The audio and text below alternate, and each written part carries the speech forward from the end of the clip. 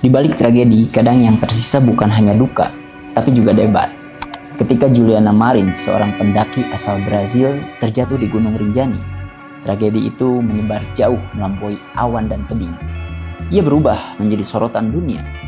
Komentar bermunculan, tudingan dilontarkan, dan Indonesia ikut terbakar oleh keresahan. Tapi, di antara semua suara yang saling bersilang itu, ada satu suara yang layak kita dengarkan. Suara orang yang benar-benar naik ke atas sana. Ini bukan soal siapa yang salah atau benar. Ini soal bagaimana kita belajar dari tragedi yang cepat menjadi viral dan terlalu lambat untuk dipahami.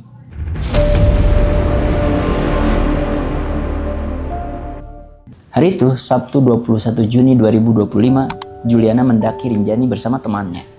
Di kawasan Cemara Nunggal, dia tergelincir ke jurang dengan kedalaman ratusan meter. Tim SAR segera bergerak, drone diluncurkan, dan Juliana terlihat. Suaranya masih terdengar, masih hidup.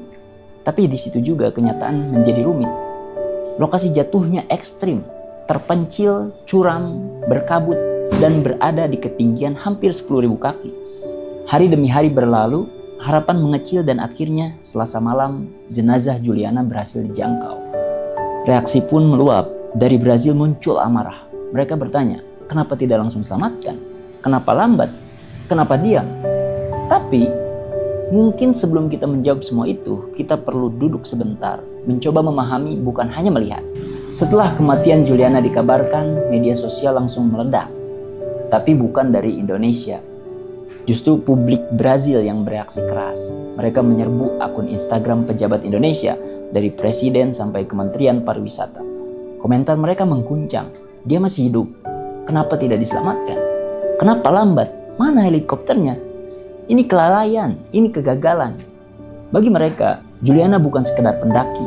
Ia simbol dari harapan yang tak dijemput. Tapi, mari kita jujur. Dalam situasi seperti ini, rasa marah adalah hal yang manusiawi.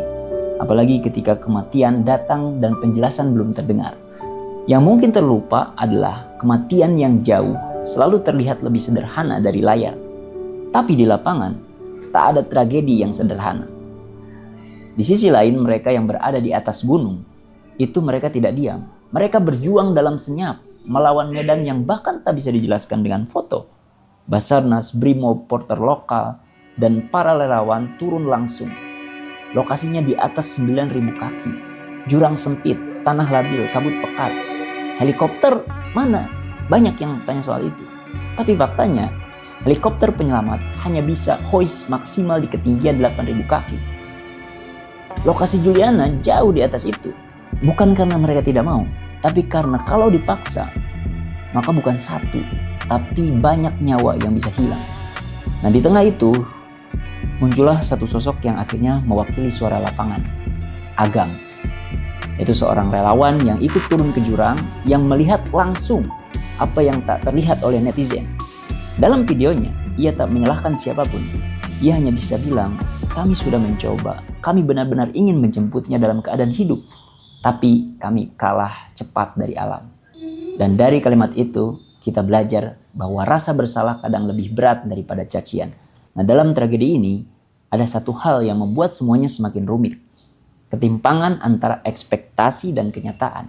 Warga Brazil mungkin terbiasa dengan sistem penyelamatan yang canggih. Di sana operasi penyelamatan bisa melibatkan helikopter altitude tinggi, sistem navigasi satelit, hingga evakuasi medis cepat mungkin.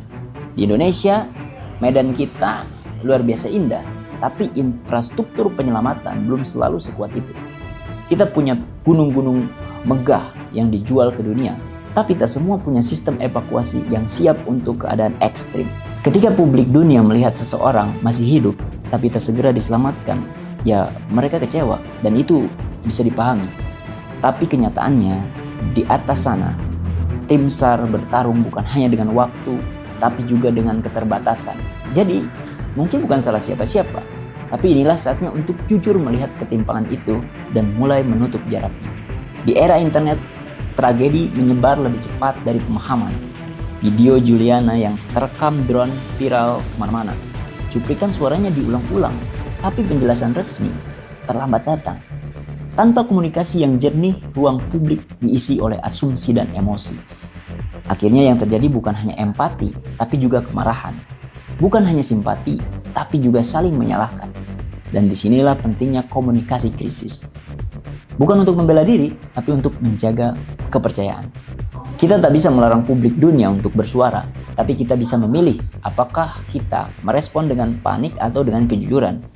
Kisah Juliana harusnya gak berhenti sebagai berita viral.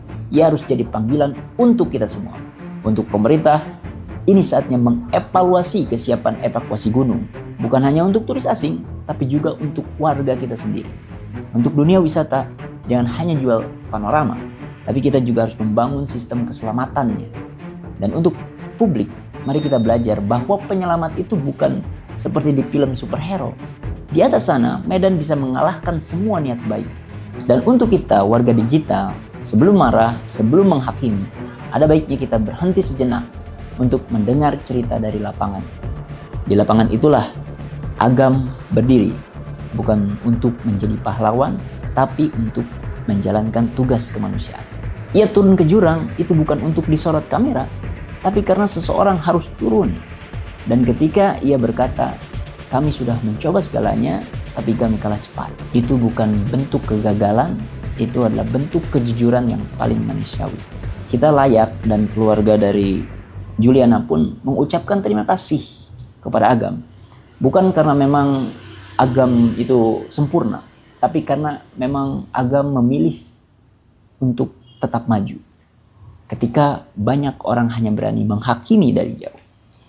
Juliana mungkin tak kembali, tapi kisahnya kembali ke kita semua sebagai pengingat bahwa dunia ini saling terhubung, dan di antara keindahan yang kita banggakan ada tanggung jawab yang harus ditunaikan.